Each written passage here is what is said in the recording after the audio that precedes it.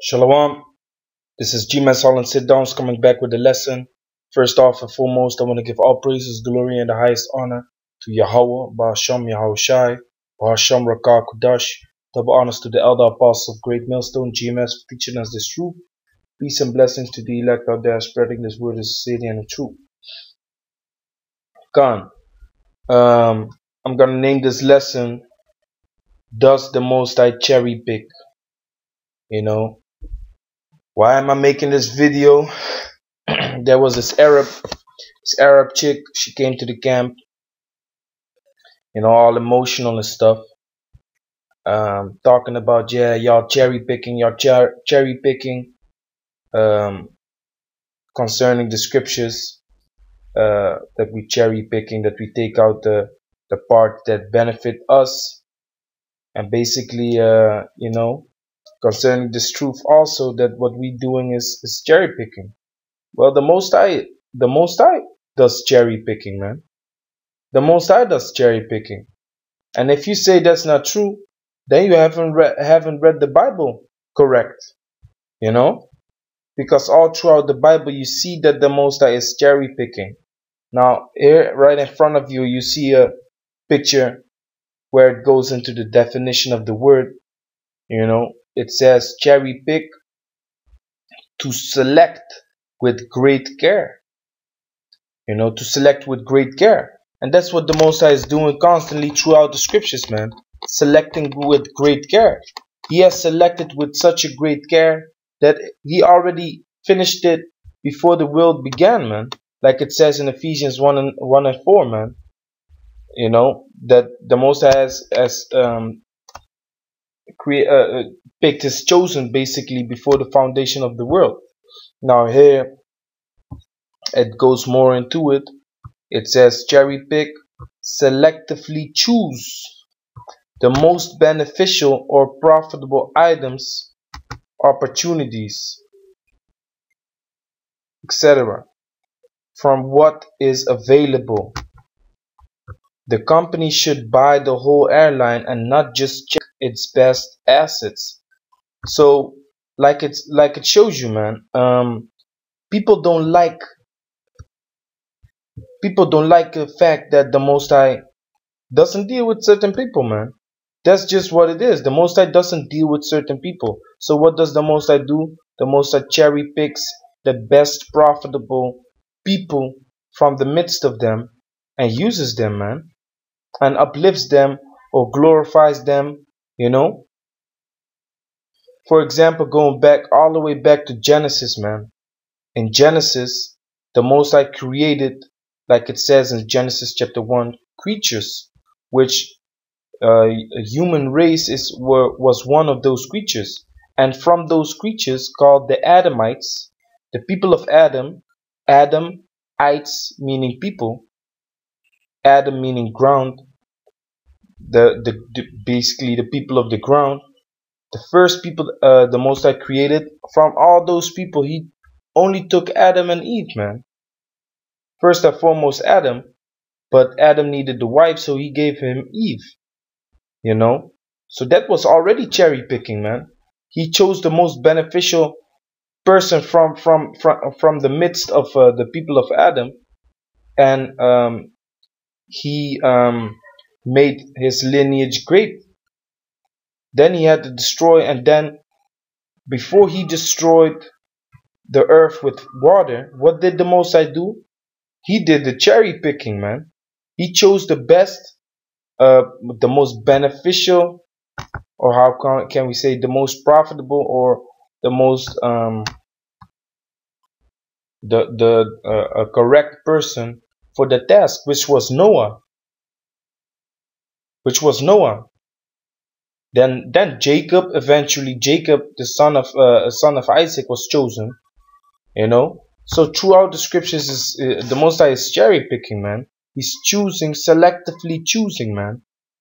That's why when we are dealing with some people we deal calm and collective, because they are acting calm and collective.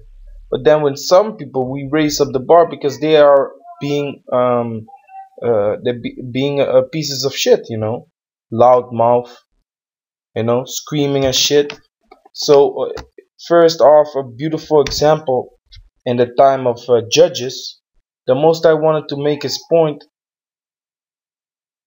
um, by showing that um, it was not by the power of Israel, but by the power of the Most High Yahweh that the victory came.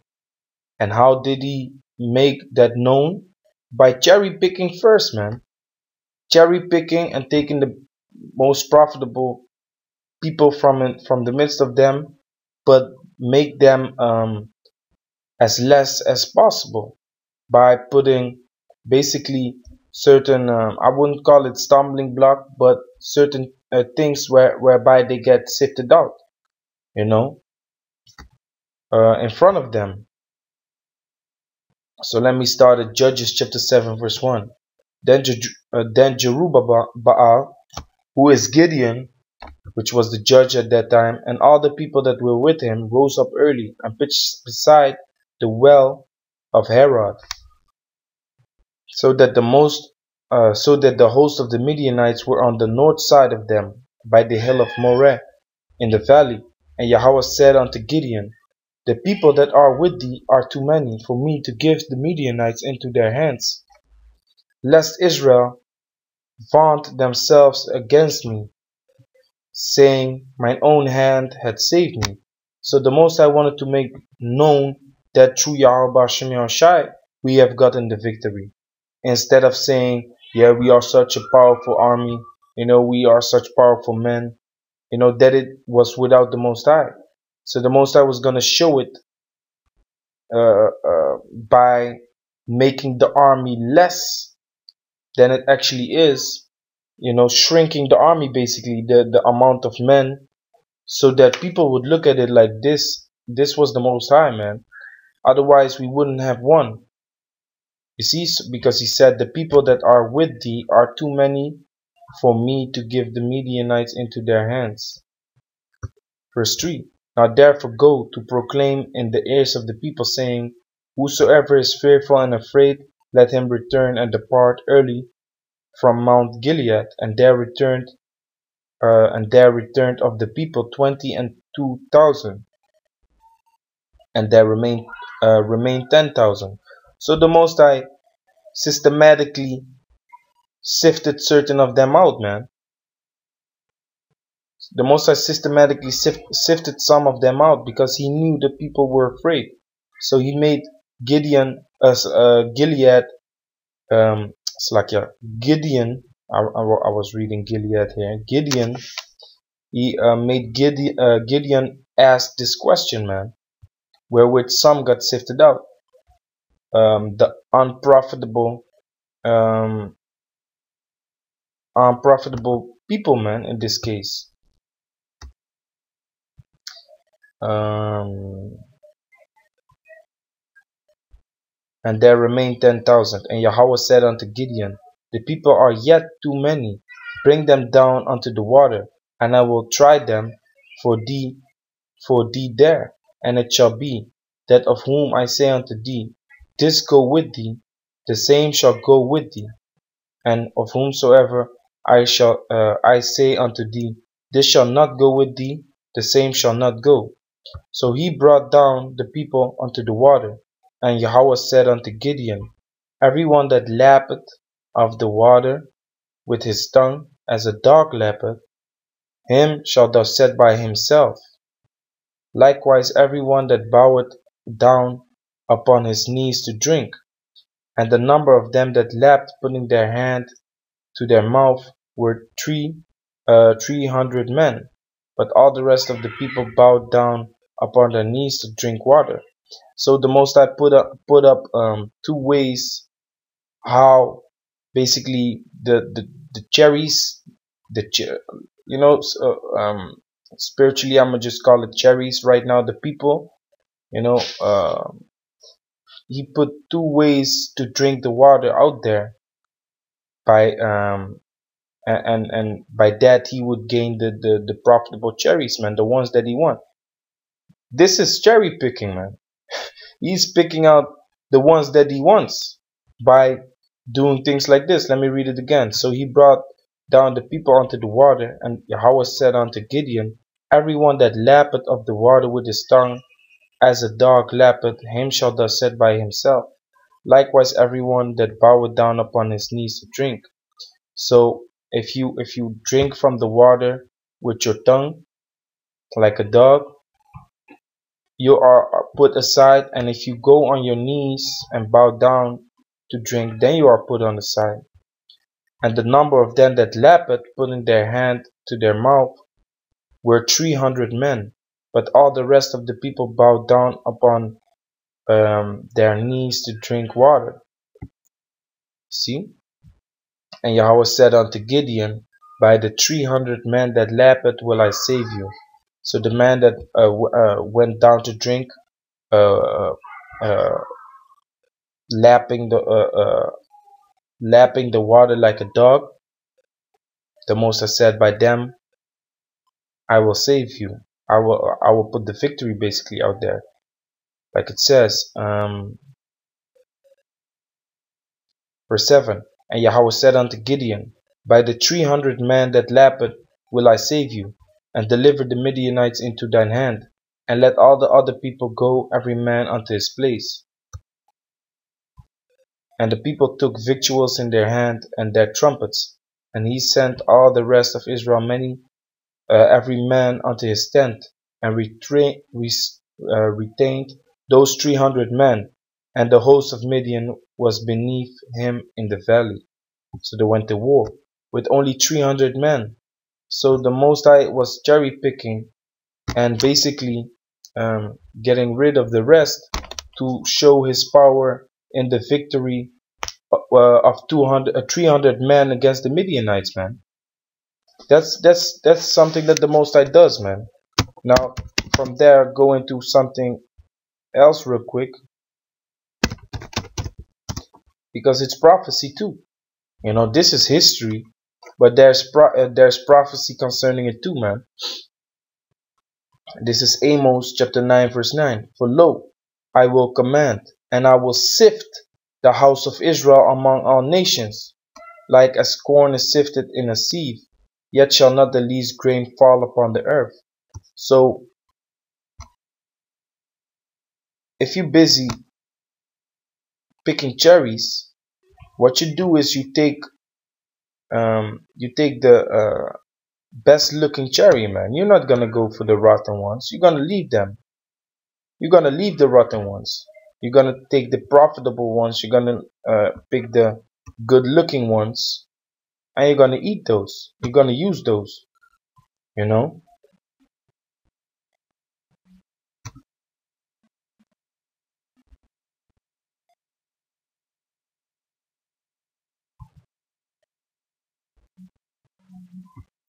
Yeah. You know, I just clicked this real quick because this is then the opposite thing of the cherry picking thing concerning the scriptures. But I'm showing you right now the Most High does cherry picking. The Most High does takes the most profitable part, which I'm not referring to the scriptures. I'm not referring it to the Bible, but to the people that are in the Bible. I'm taking the most profitable part, and I'll ignore the things that I don't like, and eventually destroy them. That's how the Most High work. The Most High is ignoring all these people, man. Let me show you, man. I think it's Proverbs 29.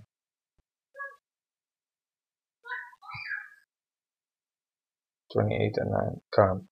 He that turneth away his ear from hearing the law, even his prayer shall be an abomination, man.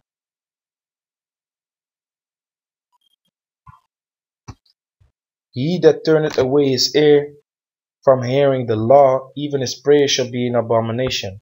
So basically, all the people that so-called believe in God, and you know, all these Christians and stuff, they are turning away their ear from the law, man. Many of these females are praying with their head uncovered. That's not according to the scriptures, man. So in the Most High's eyes, it's an abomination, man. So he basically ignores you. Your prayer doesn't even reach Yahweh Shem Yahushai because you're not a profitable asset, man. The Most High has chosen his men before the world began, and he's gonna deal with those men. That's why the scripture that I just read, Proverbs, Amos 9:9, says, "For lo, I will command, and I will sift the house of Israel among all nations, like as corn is sifted in a sieve. Yet shall not the least grain fall upon the earth." So the Most High is gonna sift, and eventually, when you are sieving, the best, the profitable things remain. So the sifting of the house of Israel is basically the same as cherry picking, man. But not the Bible verses, but the people, man. Of the negroes, latinos, and indianos, which are the chosen people of the Most High has a chosen people among those. Basically, the rest are rotten. And that's why the Most High commands us to do the same thing, man. This is Ezekiel chapter 9, verse 1. He cried also in mine ears with a loud voice, saying, "Cause them that have charge over the city to draw near, even every man with his destroying weapon in his hand. And behold, 6 men came from the way of the higher gate, and lied towards the north, and every man a slaughter weapon in his hand. And one man among them was clothed with linen, with a writer's inkhorn by his hand. And they went in and stood beside the brazen altar. And the glory of Yahweh of Israel was gone up from the cherub, which is the chariot, whereupon he was to the threshold of the house, and he called to the man clothed with linen, which had the writer's inkhorn by his side. And Yahweh said unto him, Go through the midst of the city, through the midst of Jerusalem, and set a mark upon the foreheads of the men that sigh and that cry for all the abominations that be done in the midst thereof. So the Most High wants us to cherry pick too. The Most High wants us to put a mark upon the men that sigh and cry for the abominations in this world.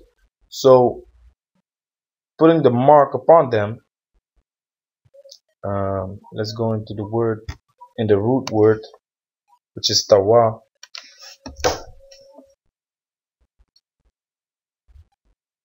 Putting that mark upon the people and that sigh and cry for the abomination is basically ignoring the rest, man. You see? So the scripture, the word is tawa, and it means desire, mark as a sign of exemption from judgment. So that's what we putting upon the people their heads through the spirit and power of Yahweh Shem Yahushai, man. You know, because if you're not sighing and crying for the abominations done in this place, you will not get this mark, man. Because that means you are against the scriptures. You are not being cherry picked out. You're being ignored, like it said right here.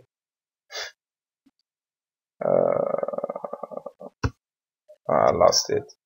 Anyway, it said cherry picking is taking the things that are profitable for you and ignoring the rest. Amen. If you're not sighing and crying for the abominations being done in this wicked, filthy, nasty, abominable place, man, then you're gonna be destroyed, man. You're gonna be destroyed. So being cherry picked by the man of the Lord could lead to exempt from the wrath of the Most High, man. Heavy judgment. You know, you could be delivered, man, if you are being cherry picked by the man of the Lord, being like it says, to have gotten a mark of the man of the Lord, man, upon the foreheads, which is not the RFID chip, because we just saw what the word mark was. It was tawa. It was not karagma. And if you go into the word karagma in the Revelation, it does not lead you to tawa. in the Hebrew. So it's not the same thing. So the desire, put the desire of Yahweh Shem Shai upon their foreheads, man. Like we said, like we just read, mark also means desire. So Ezekiel 9:4, and Yahweh said unto him, Go through the midst of the city, through the midst of Jerusalem, and set a mark upon the foreheads of the men. Slakia. And set a mark upon the foreheads of the men that sigh and cry for all the abominations that be done in the midst thereof. And to the others he said in mine hearing, Go ye after him through the city and smite. Let not your eyes spare, neither have ye pity. So the others are being ignored, and eventually they're gonna be put to death. That's very simple. Another form of cherry picking, what the Most High does, is this. Matthew chapter 13 verse 24. Another parable put he forth unto them, saying, The kingdom of heaven is likened unto a man which sowed good seed in his field. Good seed. But while men slept, his enemy came and sowed tares among the wheat, and went his way. So the good seed is Israel. But while men slept, his enemy, who's our enemy? The so-called white man, came and sowed tares among the wheat. Tares among the wheat. So he basically defiled our females, man. He defiled our females. He made them pregnant, and when the Israelite woman became pregnant, they might look like an Israelite, but they are not. They look like this, they might look like Wesley Snipes, but if their father is a so-called white man, an Edomite,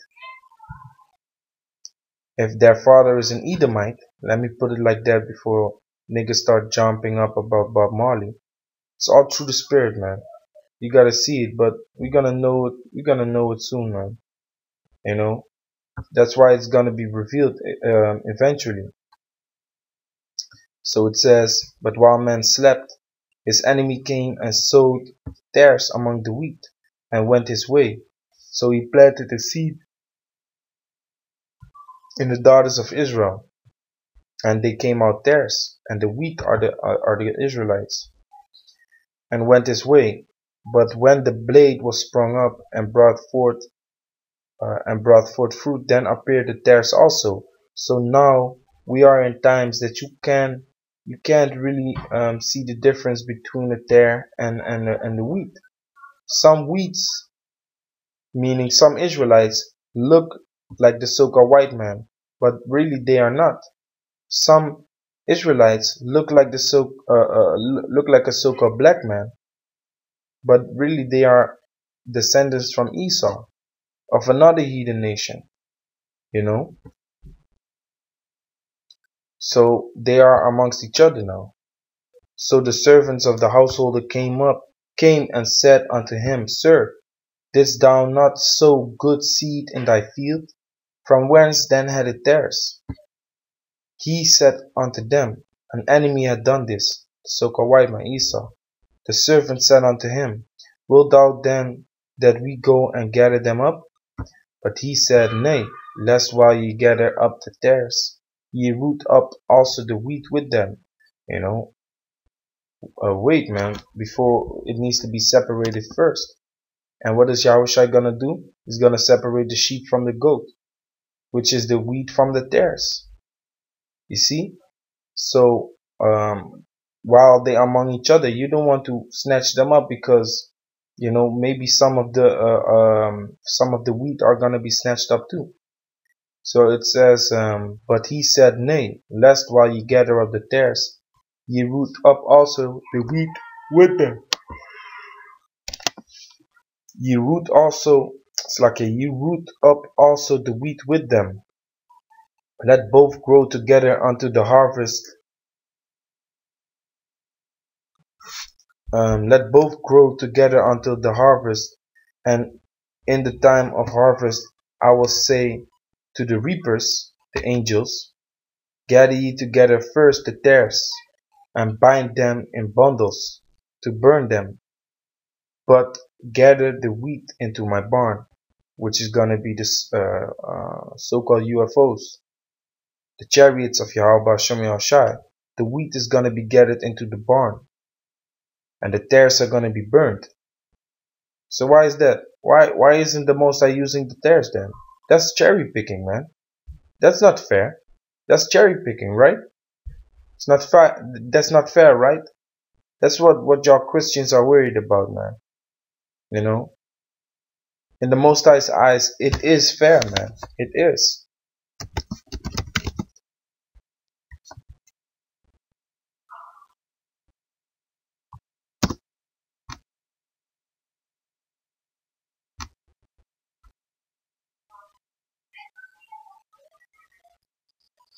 Like it says, 2 Thessalonians 1:6, seeing it is a righteous thing with the Most High to recompense tribulation to them that trouble you. You see, it's righteousness with the Most High. Those people, those heathens, they have troubled us, man. So the Most High is gonna put vengeance upon these people, and His righteousness in His eyes. You know, and by whom is He gonna take vengeance? By His own people, man. And who from His own people? The elect. The elect, man, who He is putting through the fire right now, as we speak, strengthening them. You know, fixing them up, showing them what's going on.